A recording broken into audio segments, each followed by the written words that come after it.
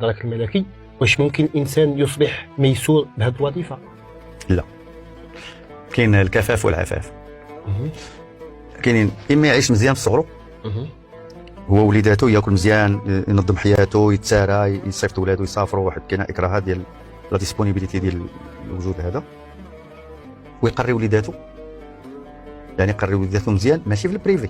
باش نكون انا ولادي كلهم او في العمومي ناجحين في الدراسات ديالهم، قراو في العموم.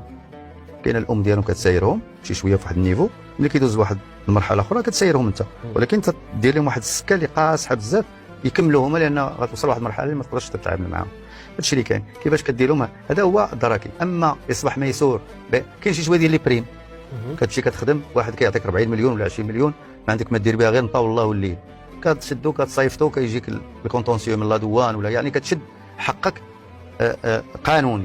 لان كاين الكونتونسيو بحال دابا الخزير العام كيدير الكونتونسيو لهذه العمليات، باش كيحيد الحيف ويحيد لانفورميل ويحيد سيرتو في لانفورميل.